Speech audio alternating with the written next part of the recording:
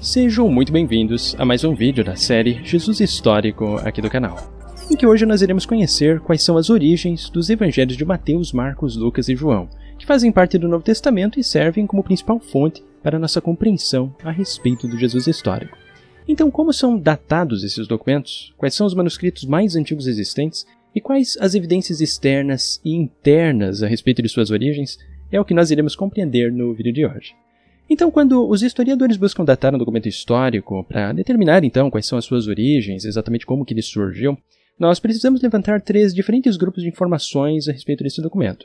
Quais são os manuscritos e impressões mais antigas, quais são as evidências externas relacionadas a esse documento e quais são as evidências internas provenientes do próprio documento.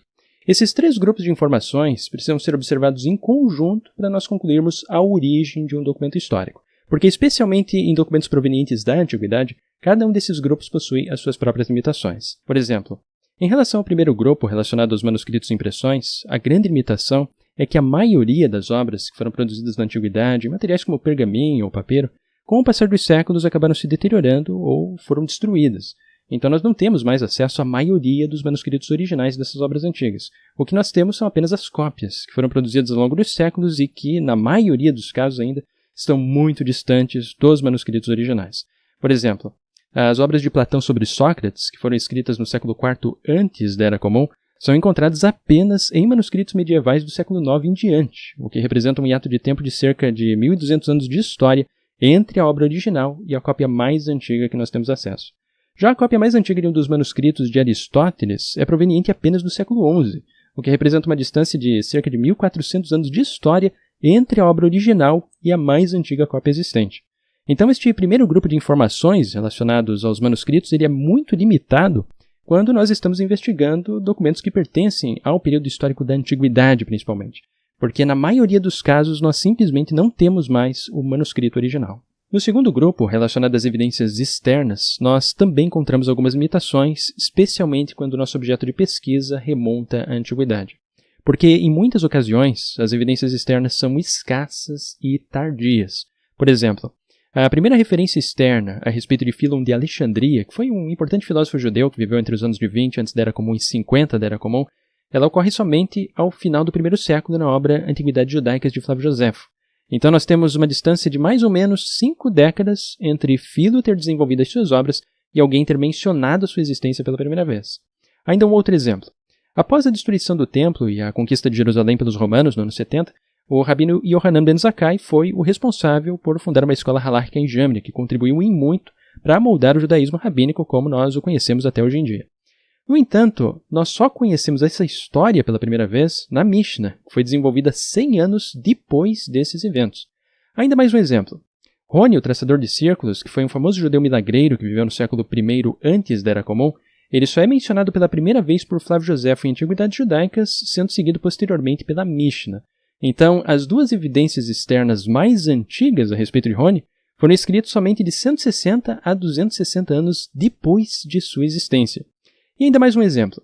Simão Bar Kokhba, que foi o líder da terceira revolta judaica contra Roma entre os anos de 132 e 135, ele simplesmente não é mencionado por um dos mais importantes historiadores romanos, que foi Dio Cassius, que escreveu a respeito dessa revolta quase um século depois. E antes das recentes descobertas arqueológicas sobre essa revolta, as únicas menções antigas sobre Bar Kokhba eram provenientes apenas de citações semilendárias do Talmud e dos escritos de Eusébio de Cesareia. Então, quando nós estamos investigando as evidências externas, essa escassez de fontes documentais contemporâneas é bastante comum.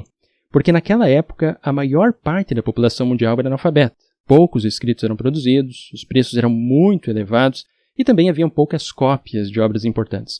Então, em muitas ocasiões, até mesmo, um autor posterior poderia simplesmente não ter acesso nem conhecimento de obras anteriores, eventos ou personalidades que seriam pertinentes ao seu trabalho.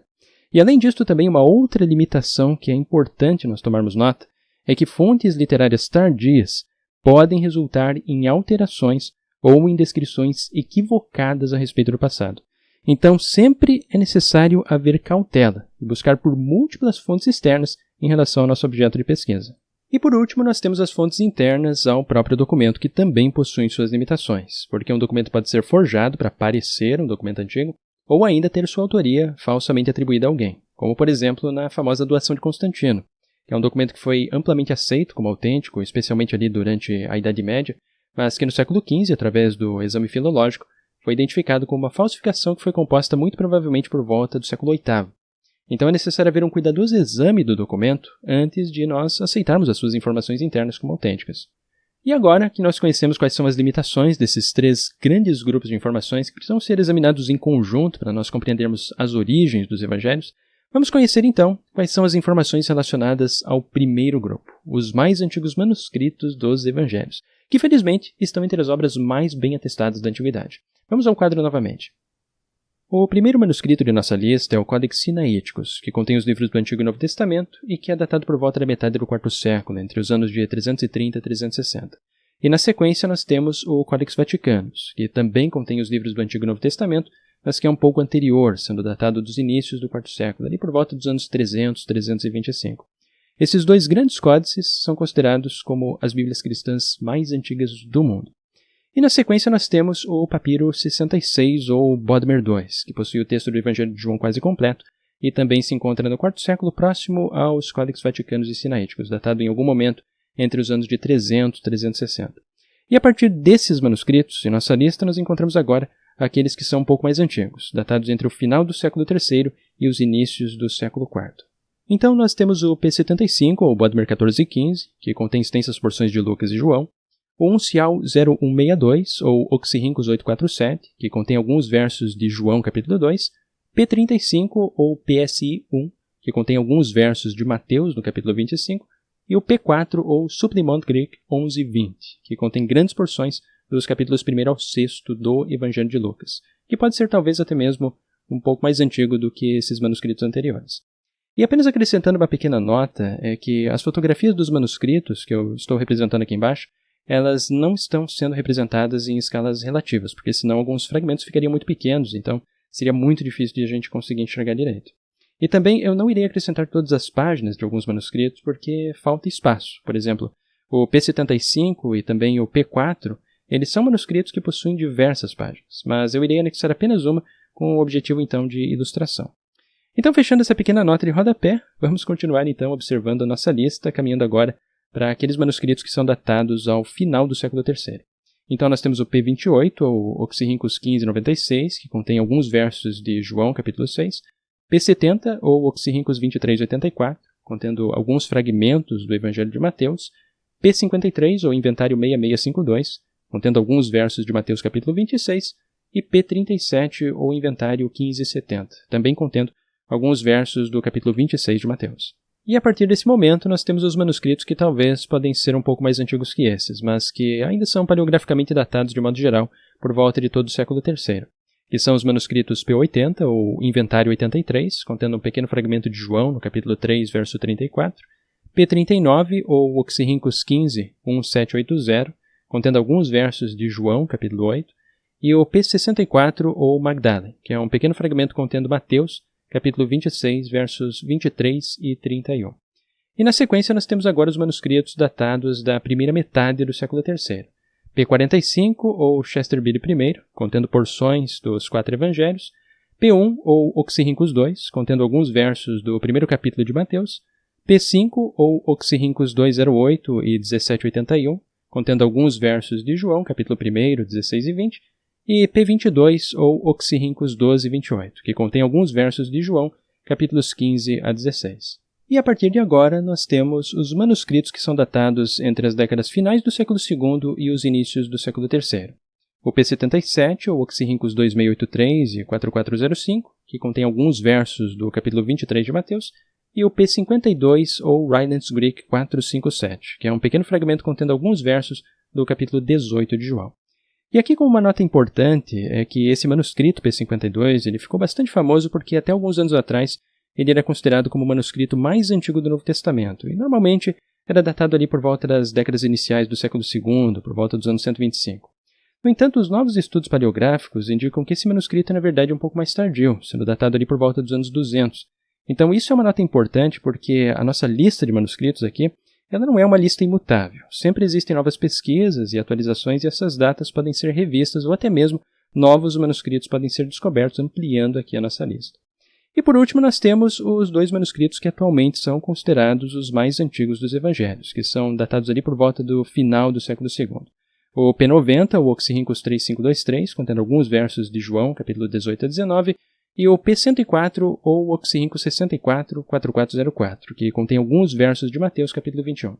Até os dias atuais, nós não conhecemos nenhum manuscrito pertencendo aos evangelhos que seja mais antigo do que estes. Estes antigos manuscritos bíblicos são extremamente valiosos para nós compreendermos quais são as variantes textuais da Bíblia, então entender se o texto bíblico recebeu ou não alguma modificação ao longo da história.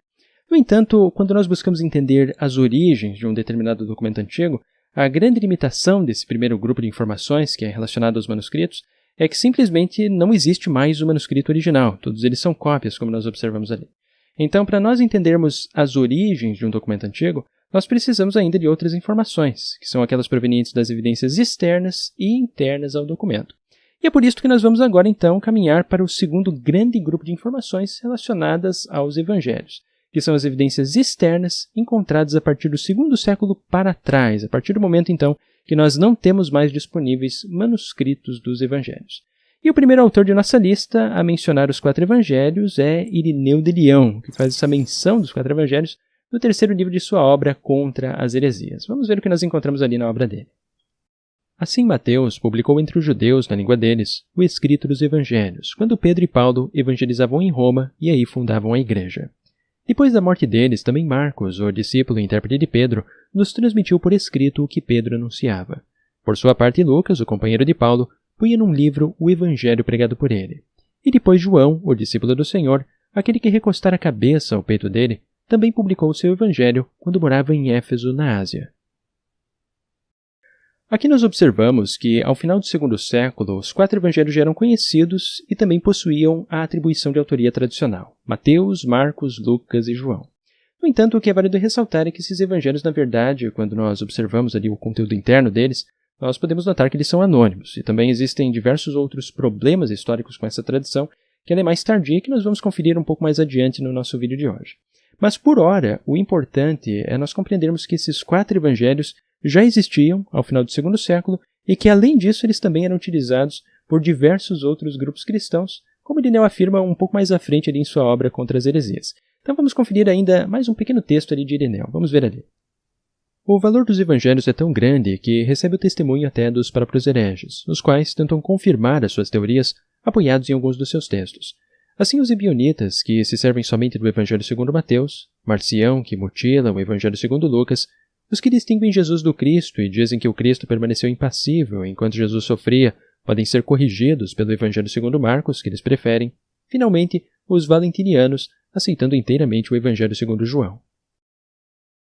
Na sequência, algumas décadas antes de Irineu, nós encontramos Justino Mártir, que em suas obras Diálogo com Trifão e Apologia, realizou diversas citações dos evangelhos de Mateus, Marcos e Lucas, que normalmente ele chamava apenas de as Memórias dos Apóstolos. Vamos ver o que nós encontramos ali em algumas partes de suas obras. Vamos ver ali.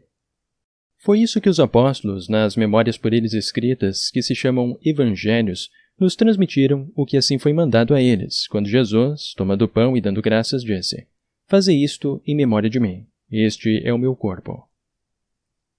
No dia que se chama do sol, o domingo, celebra-se uma reunião de todos os que moram nas cidades ou nos campos, e aí se lê, enquanto o tempo o permite, as memórias dos apóstolos ou os escritos dos profetas. Trifão respondeu: Quanto a mim, conheço os vossos mandamentos contidos naquilo que se chama Evangelho. São tão maravilhosos e grandes que chego a pensar que ninguém é capaz de cumpri-los. Já tive a curiosidade de lê-los. Mas também no Evangelho está escrito que ele disse: Tudo me foi entregue por meu Pai, e ninguém conhece o Pai senão o Filho, e ninguém conhece o Filho senão o Pai e aquele a quem o Filho o revelar. Está escrito nas memórias dos apóstolos que o diabo, aproximando-se dele, o tentou até dizer-lhe: Adora-me. A isto Cristo retrucou: Retira-te, Satanás. Adorarás ao Senhor teu Deus e somente a ele servirás. Vamos ver o que ele também escreve. Se vinha a determinado lugar algum dos companheiros dos presbíteros, informava-me sobre as palavras dos presbíteros, o que disser André, ou Pedro, ou Filipe, ou Tomé, ou Tiago, ou João, ou Mateus, ou qualquer outro dos discípulos do Senhor. O que dizem Aristião e o presbítero João, discípulos do Senhor. não pensava serem tão úteis os ditos provenientes dos livros quanto o que deriva de uma palavra viva e permanente. Aqui nós observamos que Pápias se encontrava aproximadamente na 4ª geração de cristãos, em que nós teríamos os apóstolos, depois os presbíteros ou anciãos, os companheiros dos presbíteros e, finalmente, Pápias de Hierápolis. E nessa época em que Pápias se encontra, ali por volta da primeira metade do 2º século, mesmo já existindo evangelhos escritos, haviam cristãos que preferiam tradições verbais vivas ao invés dos livros. Isso é interessante porque o judaísmo antigo também possuía preferência por tradições verbais. Na antiguidade, muitas dessas tradições verbais elas eram muito mais valorizadas do que livros postos em escrito, o que é muito diferente, de fato, da nossa cultura contemporânea atual, em que se tem essa preferência por livros escritos, mas isso é atual de nós hoje. Na antiguidade, a tradição verbal viva tinha um valor realmente muito grande. E provavelmente por isso deve ter levado algumas décadas até mesmo para os evangelhos eles ganharem o status de livros autorizados, porque existia de fato uma preferência por verbalização, por essa tradição viva, direto dos apóstolos que existiam no cristianismo primitivo. E agora então, fechando esse parêntese último sobre Pápias de Hierápolis, que também é interessante, vamos dar continuidade então, examinando as evidências externas, agora caminhando um pouco anterior a Pápias, um pouco antes dele, em que nós também encontramos a carta de Inácio de Antioquia aos Esmirniotas, que ela é datada entre os anos de 105 e 115, se ela for uma carta autêntica de Inácio de Antioquia, ou então por volta dos anos 130, se ela for uma carta forjada para alguns de seus discípulos, que é uma discussão acadêmica que existe, e eu ainda vou trazer em vídeos futuros aqui para o canal para nós compreendermos também. Mas nessa carta nós encontramos uma relação interessante entre os profetas e o Evangelho, em que aqui Inácio de Antioquia provavelmente se refere a algum evangelho escrito de sua época. Vamos conferir ali o que nós encontramos nessa carta aos Esmirniotas. Vamos ver ali. Convém para vós manter-se distantes dessas pessoas e não falar com elas, seja em particular, seja em público, e seguir os profetas, especialmente o Evangelho, onde a paixão nos é mostrada e a ressurreição realizada. Anterior a Inácio de Antioquia, nós também encontramos a obra Didaqué, que foi desenvolvida em algum momento das décadas finais do século I e menciona a oração do Pai Nosso de forma muito parecida ao modelo que nós encontramos no Evangelho de Mateus, o que indica que a Didaqué possui alguma relação com esse Evangelho. Talvez a Didaqué e Mateus tenham utilizado alguma fonte comum, ou talvez a Didaqué utilizou Mateus como fonte, ou Mateus utilizou a Didaqué como fonte. Nós não sabemos exatamente qual seria essa relação. Mas é interessante nós conhecermos esse texto também. Vamos conferir ali o que a Didaqué informa. Não rezem como os hipócritas, mas como o Senhor ordenou no seu Evangelho. Rezem assim. Pai nosso que estás no céu, santificado seja o teu nome. Venha o teu reino, seja feita a tua vontade, assim na terra como no céu. Dá-nos hoje o pão nosso de cada dia. Perdoa a nossa dívida, assim como também nós perdoamos aos nossos devedores. E não nos deixes cair em tentação, mas livra-nos do mal. Porque teu é o poder e a glória para sempre. E como fonte externa mais antiga, nós temos a primeira epístola de Clemente Romano aos Coríntios, que é datada ao final do século I. Mas um detalhe importante a respeito dessa fonte é que em nenhum momento Clemente Romano se refere a um evangelho de forma escrita. Ele apenas adverte em 2 ocasiões aos cristãos de Corinto a se lembrar das palavras do Senhor, citando alguns ditos de Jesus que nós podemos encontrar nos evangelhos de Marcos e Mateus. Vamos conferir então o que ele escreve ali e logo na sequência eu irei tecer mais alguns comentários. Vamos ver ali. Lembremos-nos sobretudo das palavras do Senhor Jesus quando ele nos ensinava sobre a benevolência e a paciência. Assim dizia: Sede misericordiosos, a fim de que sejais tratados com misericórdia. Perdoai, para que vos seja perdoado. Da mesma forma com que agirdes, também agirão convosco. Da mesma forma como dais, assim também vos darão. Do modo como julgais, assim também vos julgarão. Do modo como tratais com bondade, assim também vos tratarão. A medida que usais é a mesma que usarão para convosco. Lembrai-vos das palavras de Jesus, o Senhor nosso. Com efeito ele disse: Ai desse homem, melhor seria para ele não ter nascido do que escandalizaram só dos meus eleitos. Melhor seria para ele que lhe fosse amarrada uma pedra de moinho e o atirassem ao fundo do mar, do que perverter um só dos meus eleitos. Como nós observamos, não existe nenhuma menção de Clemente a respeito de um evangelho escrito. Mas um detalhe muito importante é que no capítulo 15 de 1 Clemente nós encontramos uma citação de Isaías do capítulo 29, verso 13, que é quase igual à citação que nós encontramos em Marcos, capítulo 7, verso 16, mas que é muito diferente do que nós encontramos na Septuaginta grega, que Marcos utilizou como fonte, o que indica que existe aqui uma clara relação entre essa primeira epístola de Clemente e o Evangelho de Marcos. Vamos conferir ali o texto em grego que irá nos ajudar a entender melhor essa relação existente. Vamos ver ali.